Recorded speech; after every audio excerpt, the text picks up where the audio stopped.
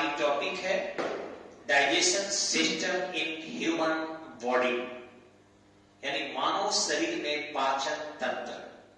अब सबसे इसमें बेहतरीन चीज जो आपको जानना है कि किसी भी प्रतियोगिता परीक्षा में, चाहे वो IAS का हो, BPSC हो, SSC जेडी हो, बिहार दरोगा हो, रेलवे हो, CDS हो, बिहार पुलिस हो या अदर स्टेट की पुलिस की परीक्षा हो, सब में डाइजेशन सिस्टम का प्रश्न बहुत ही ज्यादा आता है।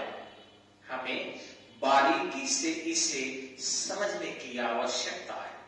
देखेंगे यहां बोर्ड पर हम लोग कि ह्यूमन बॉडी में डाइजेशन कहां से शुरू होता है। ध्यान रखेंगे कि जैसे ही हम यहां भोजन ग्रहण करते हैं माउथ में, मुख गुहा में, और भोजन जैसे ही चबाना शुरू करते हैं हमारे सीवल ग्लैंड्स से लार स्रावित होना शुरू हो जाता है। और ये जो लार में एंजाइम होता है, ये दो इसमें महत्वपूर्ण होते हैं। एक एंजाइम आपका मल्टोज होता है और दूसरा आपका टायलिन होता है। यहां ध्यान से देखेंगे कि मल्टोज जो है वो भोजन को, उसमें उपस्थित कार्बोहाइड्रेट जो है उसको मल्टास में बदल देता है, और जो आपके टायलिन है उसको भी सुपाच्य कार्बोहाइड्रेट में तोड़ देता है। और यही कारण है कि जब हम रोटी वगैरह खाते हैं या सावा भूजा वगैरह और देर तक चबाते हैं उसे तो मीठा लगने लगता है। जैसे ही भोजन चिकना निगलने लायक होता है, भोजन हमारे इस आहार नाल से सीधे अंदर की ओर आ जाता है, और भोजन जब इस आहार नाल से नीचे की ओर आता है यहाँ पर, तो फिर ये भोजन सीधे यहाँ आमाशय में चला आता है। अब यहाँ तस्वीर में भले ही बनाया है कि आमाशय एक है, लेकिन आमाशय के दो भाग होते हैं। ध्यान रखेंगे ये ऐसे जो है पार्ट हल्का सा घिरा रहता है, और इसके जो आप देख रहे हैं हल्का सा इस पार्ट में, तो यहाँ हल्की सी छेद होती है जो आपको यहाँ से भोजन 4 घंटे में पूरी तरह आगे निकलता। अब जो ये पार्ट आप देख रहे हैं इसके ऊपर भोजन आधा घंटा रहता है, यानी आमाशय के ऊपरी भाग में आधा घंटा भोजन रहता है। उसके नीचे के भाग में एवरेज 3.5 घंटा या 4 घंटा भोजन रहता है। आमाशय में बहुत सारे एंजाइम बनते हैं, जैसे पेप्सिन बनता है। पेप्सिन जो है वो प्रोटीन को पेप्टोन में तोड़ देता है। ठीक इसी तरह से आपको आमाशय में छोटे बच्चों में, जो 5 साल तक के बच्चे होते हैं, उनमें रेनिन बनता है। रेनिन जो है उनके दूध को पचाने में मदद करता है, और यही कारण है कि छोटे बच्चे, मां के दूध पीने वाले बच्चे तो 6 महीना तक केवल दूध ही पीते हैं, फिर भी उनका पचता है। हम लोगों में रेनिन नहीं बनता। 5 साल से अधिक वाले लोगों में दूध की सुपच्यता थोड़ी कम हो जाती है।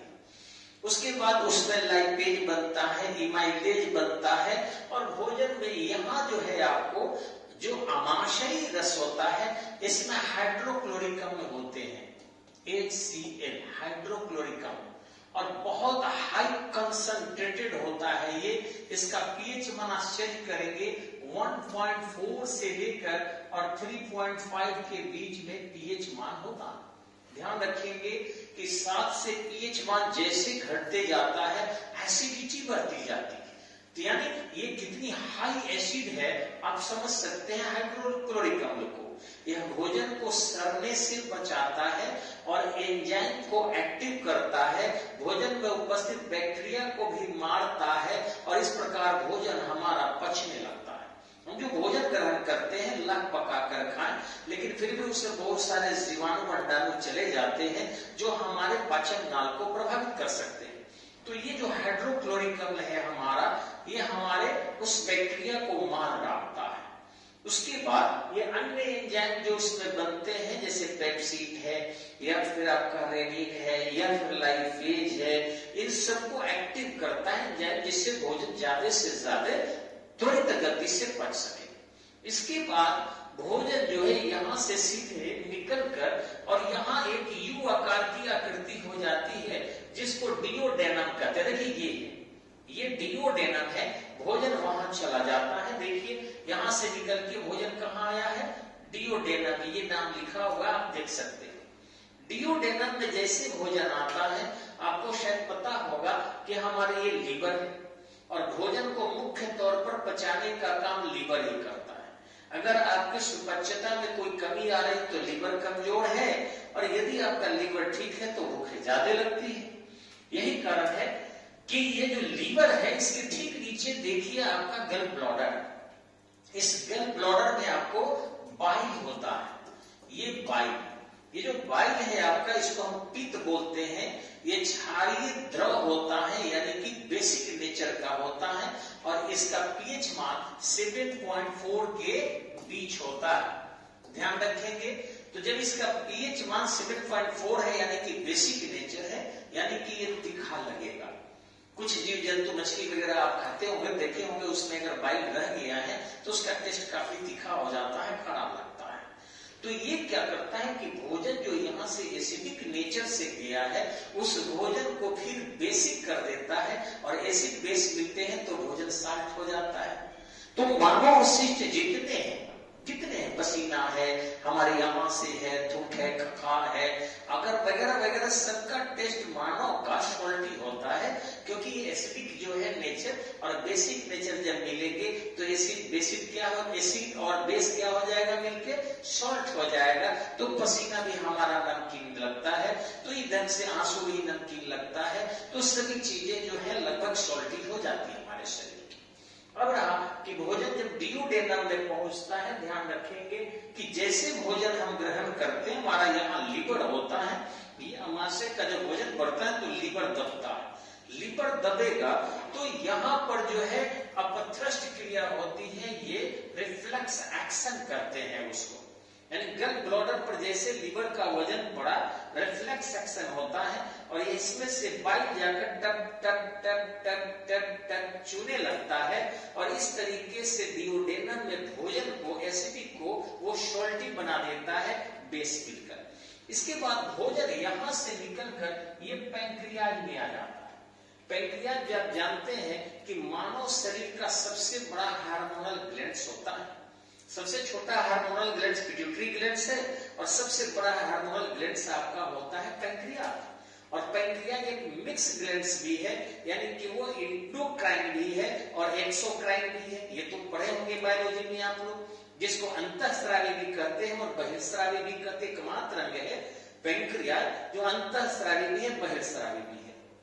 अब रहा कि पैंक्रियाज में जो है आपका, जो ये डायबिटीज आप देख रहे हैं ना, उसके पीछे एकमात्र कारण है कि पैंक्रियाज के फंक्शन का डिसऑर्डर हो जाना। और उस पैंक्रियाज के अंदर एक लैंगरहैंस की दीपिका होती है, छोटा सा अंग है ये जो है इंसुलिन का स्रावन करता है, कुछ। और इंसुलिन जितना हम कार्बोहाइड्रेट लिए हैं, उसी हिसाब से इंसुलिन निकलता है, ताकि हमारे ब्लड में जो है ज्यादा मात्रा में शुगर नहीं हो सके। वो कम होगा तो कम इससे रिलीज होगा आपको इंसुलिन, ताकि ब्लड में शुगर की मात्रा बनी रहे, जिससे हम एनर्जेटिक बने रहे, कार्बोहाइड्रेट बना रहे। और यदि उसकी मात्रा ज्यादा हो जाती है तो इंसुलिन ज्यादा निकलने लगता है और उसको पूरी तरह कंट्रोल कर लेता है। लेकिन जिस व्यक्ति में इंसुलिन डिसऑर्डर हो जाते हैं, वो डायबिटीज का पेशेंट हो जाता है, यानी कभी उनको तेज गति से निकलने लगते हैं इंसुलिन, जैसे बॉडी में शुगर की मात्रा बिल्कुल घट गई, कार्बोहाइड्रेट घट गया, उनको काफी घबराने लगते हैं, चक्कर आता है, गिरने लगते हैं, और कभी इंसुलिन जो है उनके बिल्कुल ही नहीं निकलता। तो बहुत सारी चीजें, कभी बढ़ गया कभी घट गया, और यही उसकी बीमारी कही जाती है। अब भोजन जो है जब यहाँ आ गया आपको पैंक्रियाज के पास, और लैंगरहैंस की दीपिका से आपके इंसुलिन स्रावित हो गए, और इस तरीके से यहाँ भी भोजन की सुपच्यता हो। अनपचे भोजन जो है आपको, जैसे यहाँ पर पेप्सिन पचाया, इसी ढंग से आपका यहाँ पर ट्रिप्सिन पचाता है। पैंक्रियाज में प्रोटीन को, सिस प्रोटीन को पचाने का काम ट्रिप्सिन करता है, और इसके नीचे जब ये छोटी आंत में जाएंगे तो इसको इरिप्सिन करता है। याद करने का तरीका है PTI, pepsin, trypsin, erepsin, pepsin, trypsin, erepsin. तो इस ढंग से यहाँ पर पेप्सिन, यहाँ पर ट्रिप्सिन, यहाँ पर इरिप्सिन। अब भोजन जो है जब पैंक्रियाज से छोटी आंत में स्मॉल इंटेस्टाइन में पहुंचता है, जो यहाँ आप देख रहे स्मॉल इंटेस्टाइन, यहाँ जब भोजन पहुंचता है तो यहाँ इलियम की दीवारें होती है और उंगली नुमा वहां पर आकृति होती है। अब भोजन को चूसने का काम करता है, चूस कर यहाँ से भोजन निकल कर और ब्लड में मिलते हैं और वो ब्लड जाता है किडनी के पास, जिसको छान लेता है और उसकी इम्प्योरिटी को यूरिनल जो पार्ट से हमारे जो पेशाब की थैली है उसके माध्यम से उसके कंसंट्रेशन को देखकर अपना आउट कर लेता है।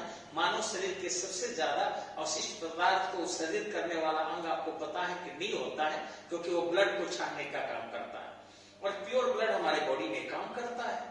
तो इस तरीके से हमारे शरीर में जो है आपका ये बहुत बड़ा भूमिका निभाता है स्मॉल इंटेस्टाइन।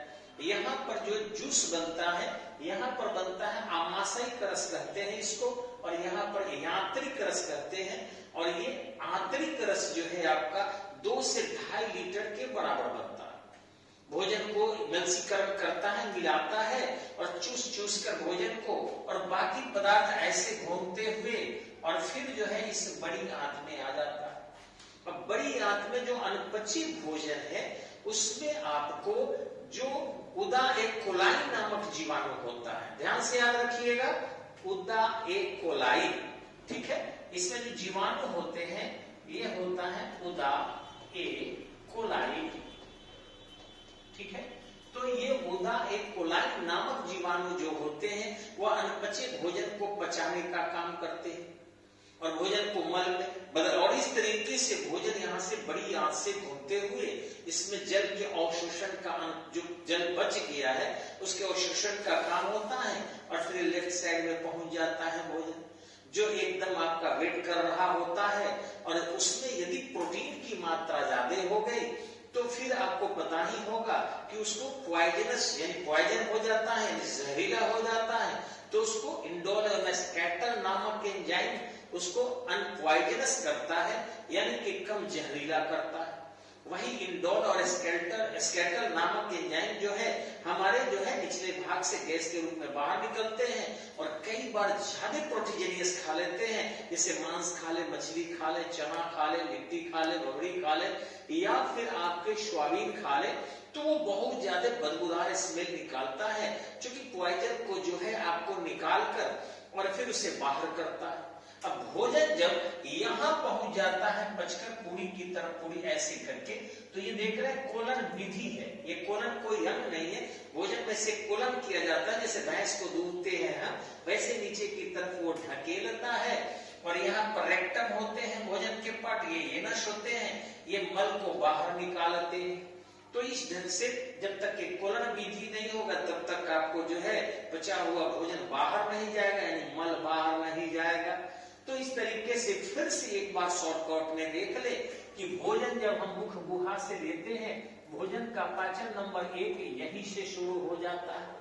दूसरा कि ये ग्रसनी से जैसे ही भोजन हमारे आमाशय में आता है, आधा घंटा आपके ऊपरी भाग में, 3.5 से 4 घंटा आपको आमाशय के निचली भाग में भोजन, यहाँ पर बहुत सारे एंजाइम बनता है, हाइड्रोक्लोरिक अम्ल बनते हैं, पेप्सिन बनते हैं, यहीं पर आपको जो है रेनिन बनता है, यहीं पर लाइपेज बनता है और इसके बाद भोजन फिर यहाँ से आगे बढ़ता है, डिओडेनम में आता है, यहाँ से भोजन फिर पैंक्रियाज में जाता है, पैंक्रियाज में शुगर कंट्रोल के लिए इंसुलिन बनते हैं, यहाँ से भोजन फिर आपको चलाता है छोटी आंत में। छोटी आंत में जो है इलियम की दीवार होती है, उंगली आकृति होती है जिसको हम विलाई भी कहते हैं, और यहाँ से है भोजन का अवशोषण होता है, चूषण होता है, पौष्टिक चीजें ले ली जाती है, बाकी चीजें यहाँ से भेज दी जाती है, फिर भोजन आपके बड़ी आंतों में आकर और कोलन विधि से बाहर निकाल दिया जाता है।